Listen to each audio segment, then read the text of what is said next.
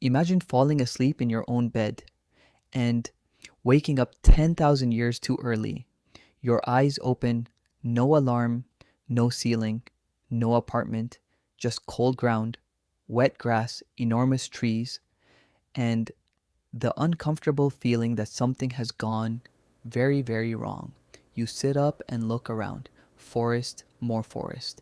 And just in case you were hoping for civilization, even more forest. You pull out your phone. For one beautiful second, you feel relieved. This tiny rectangle contains maps, information, a flashlight, a camera, and almost everything modern humanity has ever learned.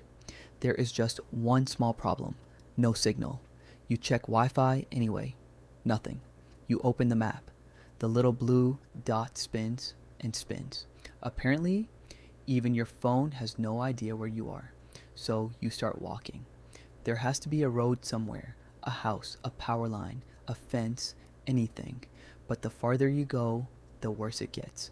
No roads, no aircraft, no engines, no concrete, no plastic, no distant city noise. Nothing made by the modern world. Then you begin noticing signs that you are definitely not alone. Tracks in the ground, broken branches, movement between the trees, and some of those tracks are much larger than you would like them to be. That is when the impossible thought finally enters your mind. This isn't a remote national park. This isn't some strange island. You may actually be thousands of years in the past, somewhere around 10,000 BC. Welcome to the Stone Age, and congratulations. You have absolutely no idea what you're doing. Your first instinct is food. Your stomach agrees, but food isn't actually your biggest problem. Water is. You can survive quite a while without eating. Without water, especially while walking through a forest all day, your situation becomes dangerous much faster. Fortunately, you hear something. Running water, you follow the sound through the trees until you finally find a stream. Clear, cold, perfect. At least it looks perfect. You kneel beside it and suddenly remember every survival documentary you have ever watched. Clear water can still contain things capable of making you seriously ill. You have no filter, no purification tablets, no metal pot. And boiling water requires another technology you currently don't have: fire. You stare at the stream, then at your empty hands, then back at the stream. Eventually, thirst wins the argument. You drink, problem solved. Probably. Tomorrow's stomach may have a different opinion. Now, you need somewhere safe.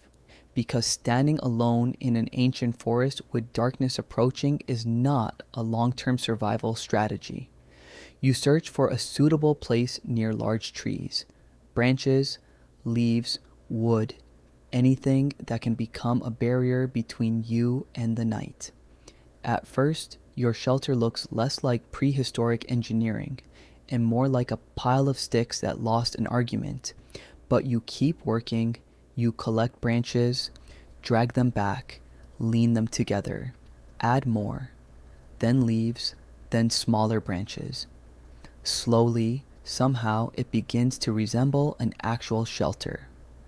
Not a good shelter, but at this point, your standards have changed dramatically. Now come the difficult part: fire.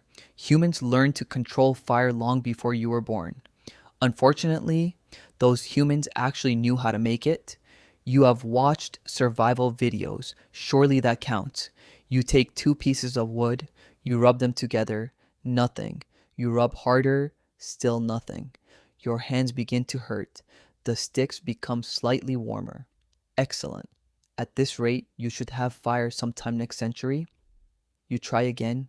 Dry grass, bark, small twigs, more friction. Then smoke. You stop. A tiny ember appears. For several seconds, you feel like the greatest engineer in human history.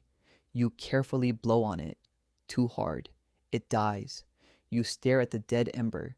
Humanity mastered fire hundreds of thousands of years ago. and you have somehow managed to uninvent it. So you start again, this time slower, more carefully. Smoke appears, then an ember, then a tiny flame. You almost don't believe it. You feed it the smallest twigs you can find, then slightly larger ones.